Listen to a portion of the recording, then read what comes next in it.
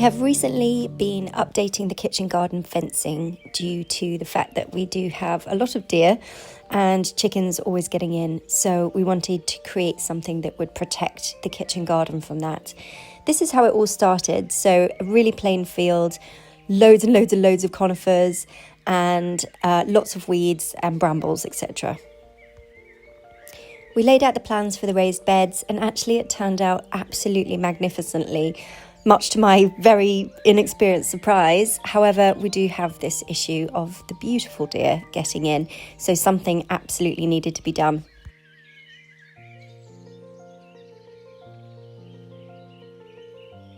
I really didn't want it to look enclosed and really oppressive, so we played around with some different ideas: picket fence, windows, trellis.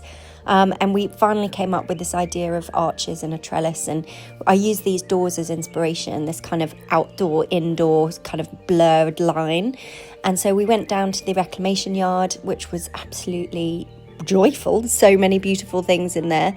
I'll link it. And we found these doors which were matching and absolutely perfect for what we were looking for.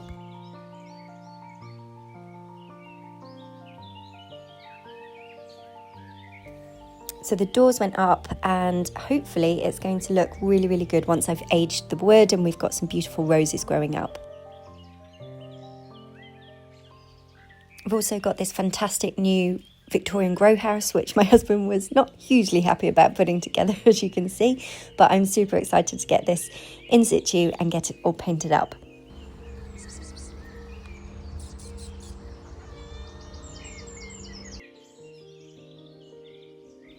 The paths have actually been the major issue in this garden, because initially we put wood chip down, which basically has turned into beautiful compost mulch, which the weeds have absolutely loved. So I spent a lot of time digging all that up and then laying some more slabs, and then we put shingle down in between, and it's all starting to look super smart, which is really exciting.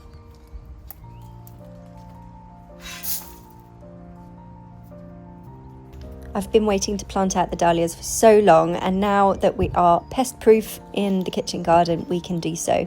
And we've got the little ducklings helping. They were absolutely hilarious doing this. They were in their element. They'd never had a worm before or a slug, so they were just super excited. So every time I was digging, they were getting right in the hole, and it took way longer, but it was just so much fun doing it with them.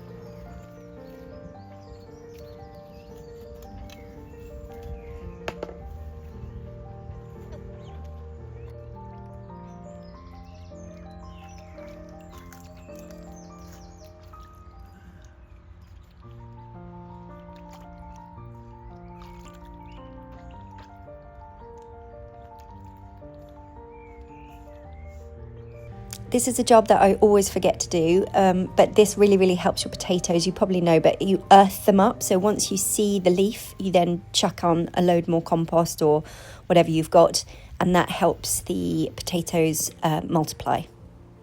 So here we are, far from finished, but still looking really pretty smart in here now.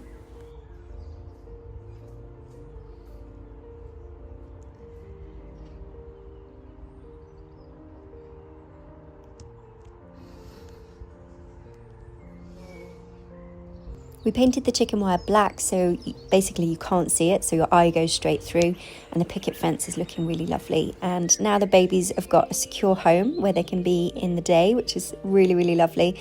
And this is it in the morning. I mean, the light is just stunning, and for me, it was just a brilliant moment just to have a little sit down and a think with Pud and the ducklings.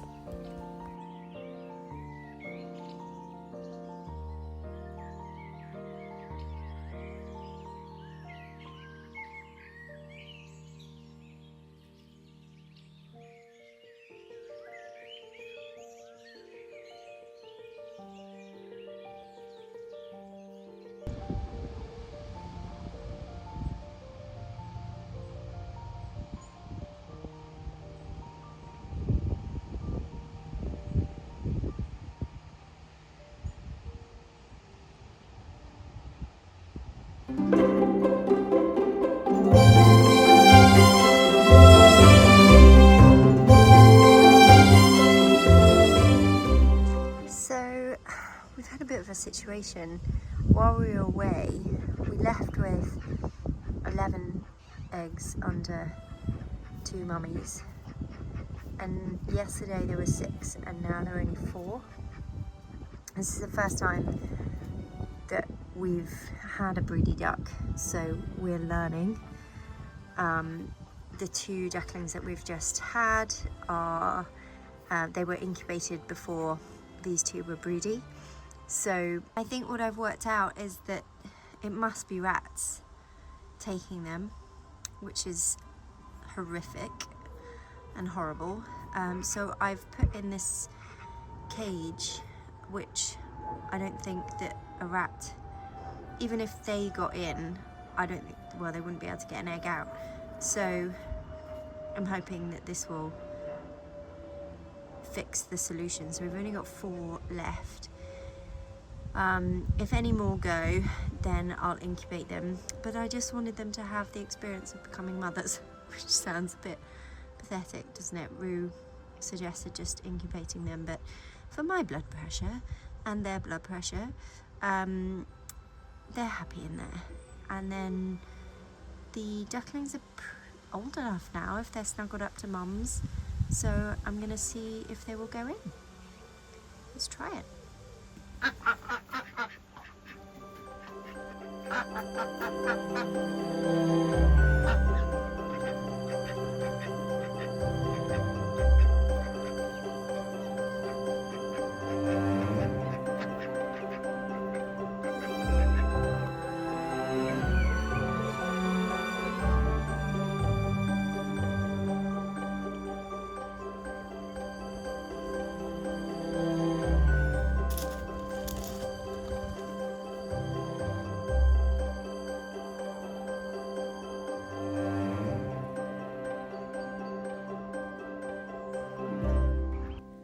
Stepping through the gates of Highgrove, King Charles III's private residence near Tetbury, feels like entering a living watercolour. Set in the gorgeous Cotswold countryside, this Georgian neoclassical home has since 1980 been gradually transformed into a series of connected gardens that reflect the King's long-standing commitment to organic principles and thoughtful, biodiverse design. Highgrove is first and foremost a family home. It witnessed the childhood joys of Prince William and Harry, yet it is also generously open to the public. Guests can see some of the gardens by guided tour, and I can't wait to show you as we got some sneak peeks of areas not usually seen.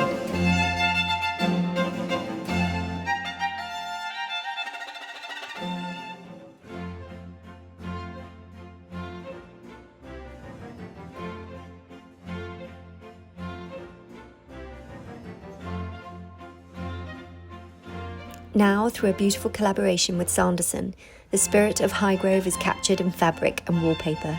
Inspired by the estate's famed gardens, the stumpery, the wildflower meadow, the cottage garden, this collection celebrates British heritage, sustainability and floral storytelling. With hand-painted prints, rich archive motifs and timeless textures, it's a celebration of nature as both art and tradition.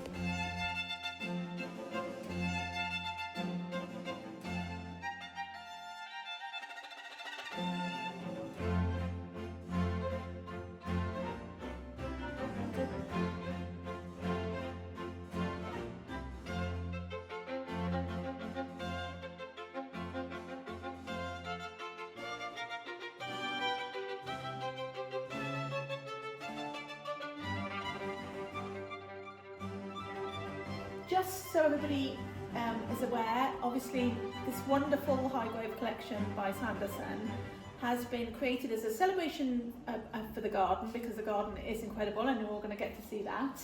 It's inspired by the garden and all of its layers, and actually it's got so many different points of inspiration that the collection is very layered.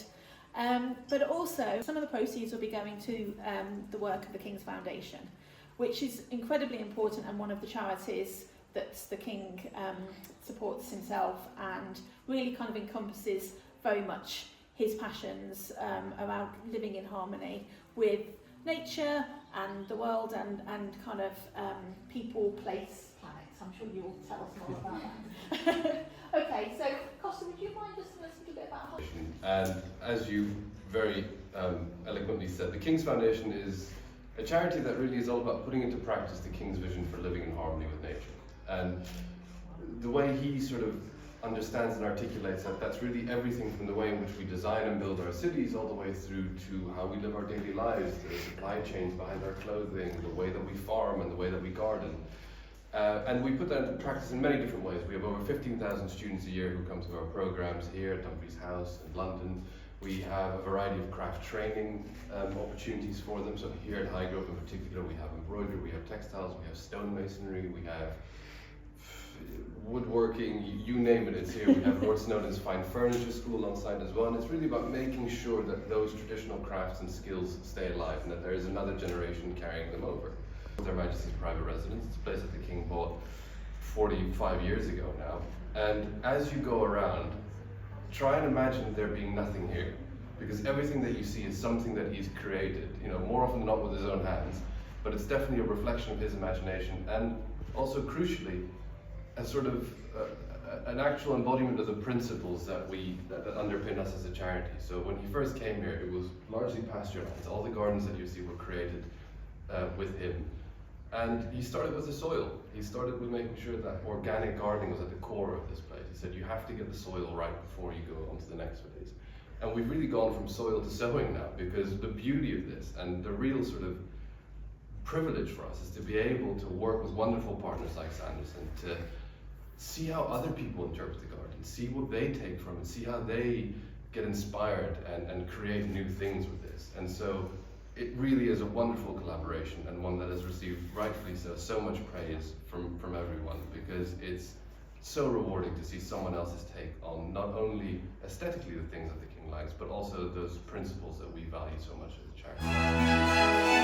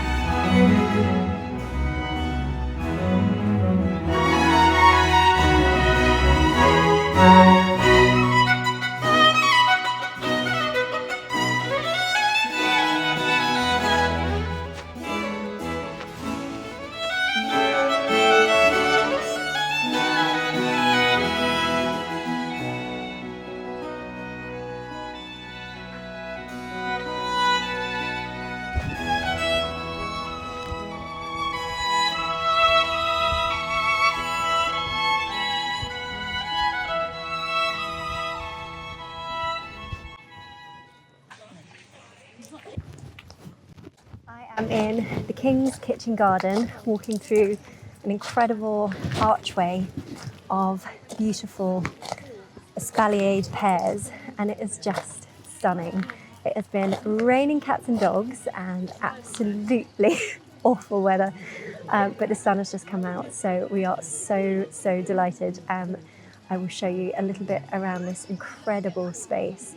It is unbelievable what His Majesty has done in this garden, from absolutely nothing to this incredible platform that he's been able to put his spirits upon. He is so creative in the garden, and it is an absolute joy to see.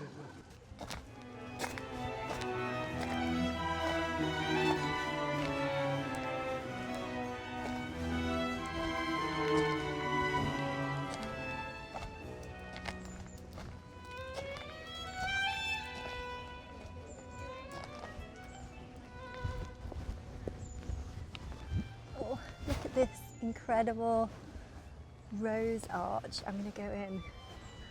Let's have a look. Oh my goodness. Oh, so special. It's just incredible.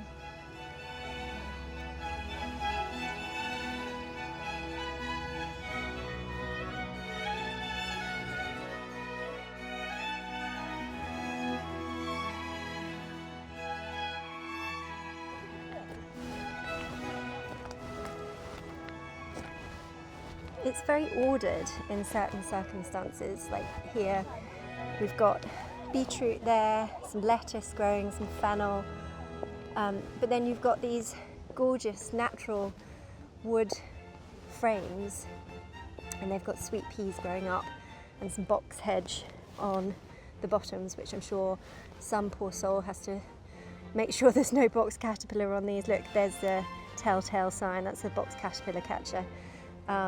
And then look, rhubarb, ginormous rhubarb forcer, incredible. And just, it is so warm in here, I cannot tell you, it's about 4 degrees warmer in here than it is anywhere else in the garden. I'm really obsessed by these. This avenue is just amazing. It's so wonderful to have this sort of really natural archway. I love it.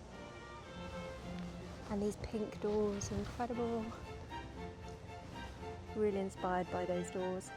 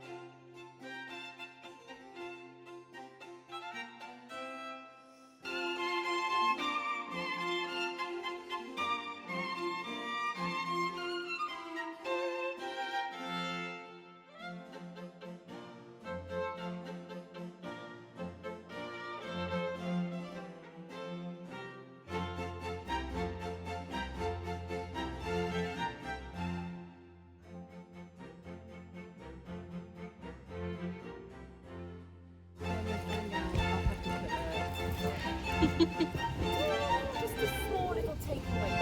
Something easily transportable. Don't mind us. I just couldn't leave it coming through. I love it. I love it. For the foxgloves.